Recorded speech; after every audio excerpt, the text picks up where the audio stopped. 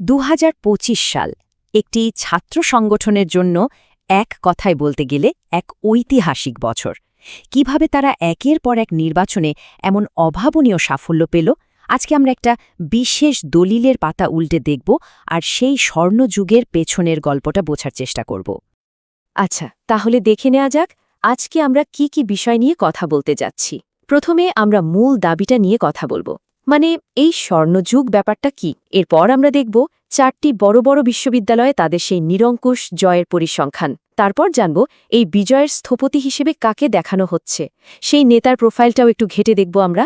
আর সবশেষে ভাবব এটা কি আসলেই একটা নতুন অধ্যায়ের সূচনা। তো এই দলিলের শুরুটাই হচ্ছে একটা বেশ বড়সড় দাবি দিয়ে।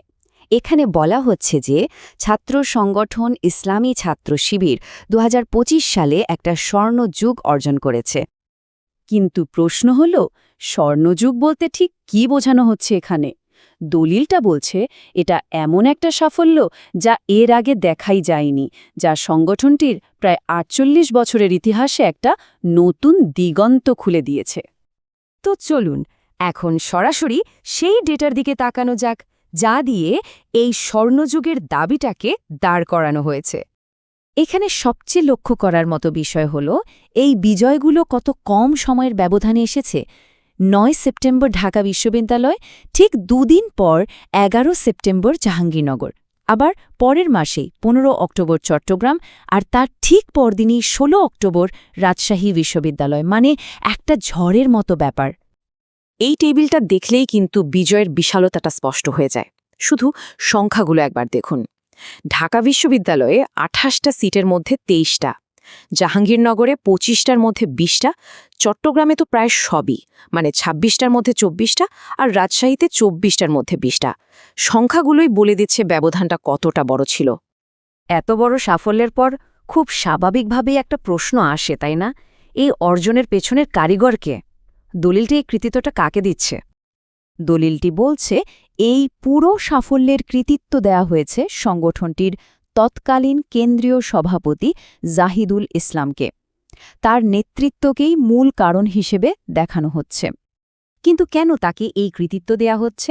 এটা বুঝতে হলে দলিলটাতে নেতা হিসেবে তার যে প্রোফাইলটা দেয়া হয়েছে সেটার দিকে একবার নজর দিতে হবে। চলুন দেখে নিই।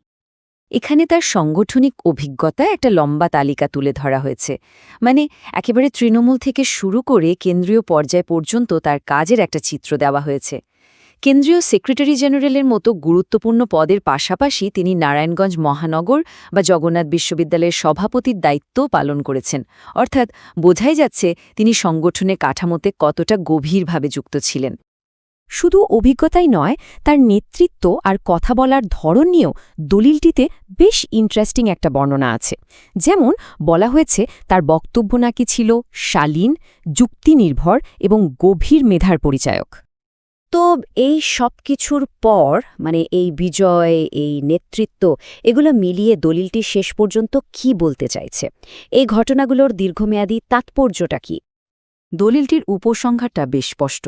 বলা হচ্ছে ২০২৫ সাল সংগঠনটির ইতিহাসে একটা সোনালি অধ্যায় হিসাবে লেখা থাকবে, আর তার স্থপতি হিসেবে জাহিদুল ইসলামের নামটাই আসবে। পুরো বিশ্লেষণটা শেষে একটা বড় প্রশ্ন কিন্তু থেকেই যায়। যদি দলিলের এই দাবিগুলো সত্যি হয়, তাহলে একটা ছাত্র সংগঠনের এমন উত্থান ছাত্র রাজনীতির পুরো দৃশ্যপটে কী ধরনের পরিবর্তন আনতে পারে? এটা আসলেই একটা ভাবনার বিষয়।